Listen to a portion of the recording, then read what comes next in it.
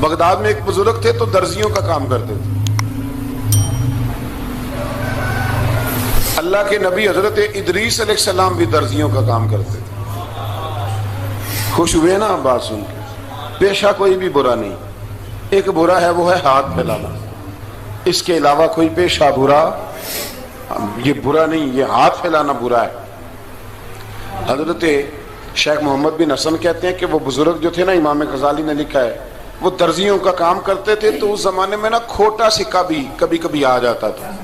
کھوٹا سکہ پرانے لوگوں کو تو پتا ہوگا، چلو نوجوانوں کو بتا دیتا ہوں. چاندی کے سکے ہوتے تھے تو اوپر سے جب وہ گھس جاتا تھا نا نمبر، تو اس کو کہتے تھے اب کھوٹا ہو گیا. کیوں جی بزرگوں ایسے ہی ہے، وہ گھس جاتا تھا تو کہتے تھے سکہ، تو وہ چلتا نہیں تھا کہیں بھی. تو وہ بابا جی کی دکان مشہور ہو گئی تھی کہ وہاں کھوٹے سکے بھی چل جاتے، لوگ دے آتے تھے کھوٹے سکے، بہت سارے لوگ دے دیتے، بابا جی چپ کر کے قبول کر لیتے. مشہور ہو گیا، جو بھی جاتا کھوٹے سکے دے آتا، بابا جی قبول کر لیتے. پھر شام کو نہ گھوڑے پہ بیٹھ کے جاتے اور دریا میں بہا. ایک دن کچھ بندے کھوٹے سکے لے کے آ گئے تو بابا جی ابھی مصلے پہ تھے، نماز پڑھ رہے تھے، تو بیٹے نے کپڑے دیے تو کھوٹے سکے وصول کیے. تو وہ کھوٹے سکے دینے والا شخص کھوٹے سکے دے رہا تھا تو وہ بچہ کہنے لگا تم نے بڑی عرصہ بیوقوف بنایا میرے ابا کو، کھوٹے سکے دے لے جاؤ. کہنے لگا تمہیں واقعی نہیں پتا چلتا کھوٹے ہیں؟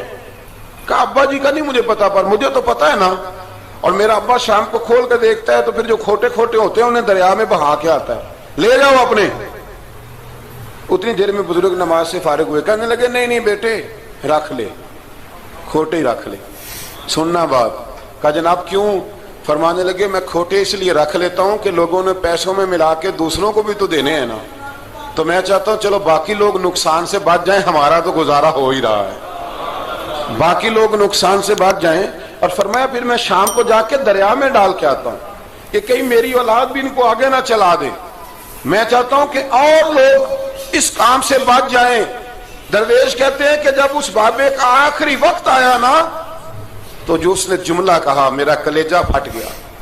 آخری وقت جو اس نے دعا مانگی تو فرماتے ہیں میرے اندر وجد اور کیف کی صورت پیدا ہو گئی.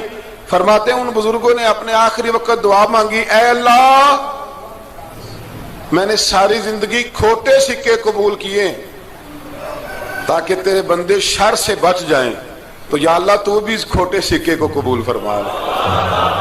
اللہ میں نے کھوٹے سکے قبول کیے، کھوٹے، تاکہ تیرے بندے تکلیف سے بچ جائیں. تو مالک میں بھی کھوٹا ہی ہوں، اللہ تو بھی اس کھوٹے کو قبول فرما لے. اور یہ دعا مانگ کے نا تو کبھی روتے کبھی ہنستے. لوگوں نے کہا کیا ہوا؟ کہتے ہیں لگتا ہے رب نے کھوٹا سکہ قبول فرما لیا، لگتا ہے کہ اللہ نے کھوٹا سکہ قبول. لوگوں کو تکلیف سے بچائیں. ہمارا وجود یارو مطلب کیا ہو جائے گا؟ 2 منٹ کے لیے سمجھ لیں کیا ہو جائے گا. یعنی اگر آپ بڑے غصے سے باہر آئے اور پاپڑ بیچنے والے پہ آپ نے غصہ نکال لیا سارا، میں رات کی ڈیوٹی کر کے آیا ہوں، تھکا ہوا ہوں، اور تو پاپڑ بیچنے آ گیا، تم لوگ بڑے نالائق ہو، بدتمیز ہو. آپ نے یہ سخت جملے کہہ دیے، چپ کر کے وہ آدمی معذرت کر کے گزر گیا. وہ تو سارا دن پریشان رہے گا نا کہ میری غریبی کا مذاق اڑا. مطلب ہو کیا گیا، ہوا کیا اگر اس نے کوئی بات کر لی. اعلیٰ حضرت فاضل بریلوی کے خلیفہ تھے لاہور میں سید ابو البرکات شاہ صاحب رحمت اللہ تعالی علیہ. تو رات کو ایک شخص تراویح کے بعد حضرت سویا کرتے تھے. بہت سارے لوگ تو سو ہی نہیں پاتے رمضان کی راتوں میں، سو ہی نہیں پاتے، میں خود نہیں سو پاتا. اب تراویح سے اگر آپ 10:30 فارغ ہوئے تو 2 بجے اگر آپ کو دوبارہ اٹھنا ہے تو بیچ میں آپ کو کیا ملے گا؟ اگر آپ نے کچھ پڑھانا ہے، صبح درس دینا ہے، تو پھر تو آپ کے لیے بڑا اور یہ خاصا مشکل کام ہے، یہ خاصا مشکل کام ہے. آپ یقین کریں چند تفسیریں دیکھتے ہیں تو ٹائم بہت زیادہ ہو جاتا ہے. وہ پھر آگے سننے والوں پہ بھی ڈیپینڈ کرتا ہے ان کے مزاج مبارک کس طرح کے. سید صاحب رحمت اللہ علیہ نا عشاء کی نماز کے بعد تراویح پڑھ کے تو کچھ عبادت کی، کچھ مطالعہ کیا، صبح درس دینا تھا تو تھوڑی دیر کے لیے بوڑھے آدمی تھے، تھک گئے تو سو گئے. ایک بندہ نہ کہیں گیا ہوا تھا تو واپس آیا تو اس نے دروازے پہ دستک دی. تو سید صاحب کے بیٹے تھے، بخاری شریف کی شرح لکھی، بڑے عالم تھے، سید محمود رضوی صاحب رحمت اللہ. رضوی صاحب کہتے میں نے دروازہ کھولا، میں نے کہا ہاں جی بولو.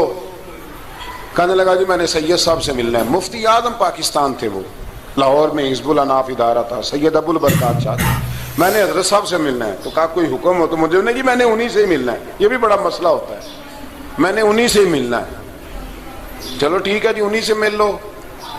تو کہتے ہیں اتنی دیر میں نا سید صاحب بھی اٹھ کے آ گئے. محمود کون آیا؟ تو اس نے کہا حضور میں آپ کا ایک عقیدت مند ہوں, تو میں کہیں گیا ہوا تھا تو ابھی واپس آیا ہوں, تو مسئلہ نا کئی دفعہ پوچھنا کرتا ہوں تو بھول جاتا ہوں, ذرا بات کی نزاکت کو دیکھنا, بھول جاتا ہوں. تو یاد آیا تھا تو میں نے کہا چلو ابھی پوچھ آتا ہوں, گزر رہا تھا یہاں سے. میں پوچھو. کہنے لگا جی پوچھنا یہ تھا کہ جس نے فرض جماعت کے ساتھ نہ پڑھے ہوں رمضان میں, تو کیا وتر جماعت سے پڑھ سکتا ہے؟ مسئلہ پوچھنا تھا.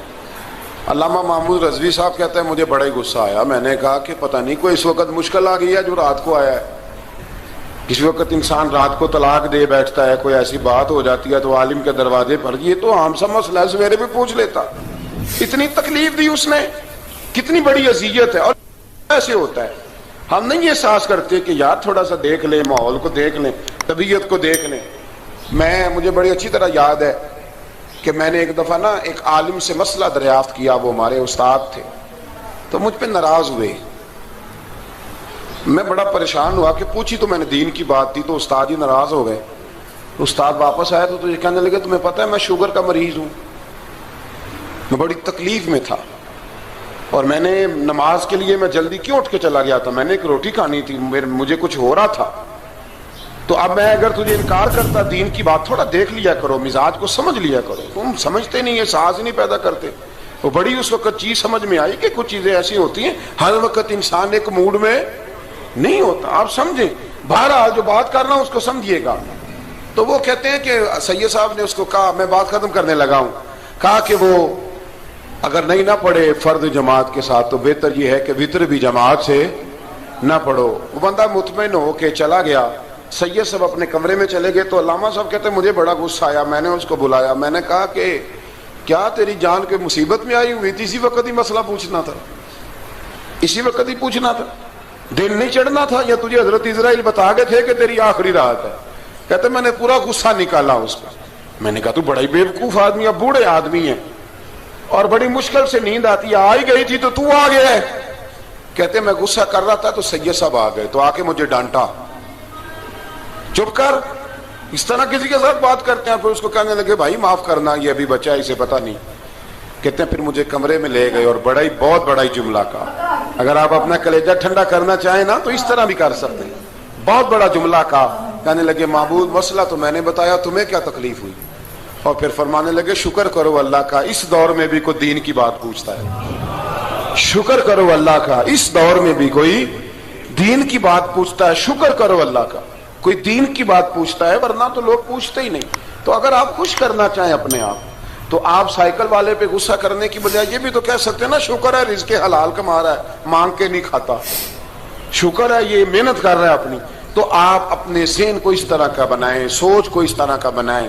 آج اس جمعے میں ہم نے ارادہ کرنا ہے کہ ہم نے آسانیاں دینے کی کوشش کرنی, ہم نے لوگوں کو تکلیف نہیں دینی, ہم نے کسی کو آزمائش میں مبتلا نہیں کرنا, ہم نے کوئی ایسا کام نہیں کرنا جس کی وجہ سے لوگ سمجھیں کہ یہ آدمی بوجھ بن گیا. کبھی بوجھ نہ بنے. یارو کتنا بدبخت ہے وہ آدمی جس کے مرنے کی لوگ دعا مانگے, اس کے مرنے کی. حضرت عبداللہ ابن مبارک کے پڑوس میں ایک یہودی رہتا تھا, یہودی تھا, یہودی. حضرت عبداللہ ابن مبارک مکان بیچنے لگے. حضرت عبداللہ ابن مبارک کا پڑوسی مکان بیچنے لگا, وہ یہودی. تو کہا تو کہا کتنے کا؟ 2000 دینار کا. 2000 دینار. تو انہوں نے کہا کہ اس گلی میں, اس محلے میں تو 1000 دینار کا مکان ہے, تو تیرا 2 کا کیوں ہے؟ کہنے لگے 1000 میرے مکان کا اور 1000 عبداللہ ابن مبارک کے پڑوسی ہونے کا. اس لیے کہ اتنا شاندار پڑوسی تمہیں کبھی نہیں ملے گا جس کی ہم نے کبھی آواز ہی نہیں سنی. 1000 روپیہ لوں گا ان کے پڑوس میں جگہ دینے کا, 1000. تو شخص کہنے لگا یہ تو نے عجیب بات کر دی, حالانکہ تو یہودی ہے, یہ تو نے عجیب بات کر دی. تو کہنے لگا 3 دن میری گلی میں آ کے رہ, تو دعائیں مانگے گا کہ یا اللہ میں یہیں رہنا چاہتا ہوں. وہ دعائیں مانگے گا کہ اتنا اچھا انسان, اتنا خیال رکھنے والا, اتنا خیال والا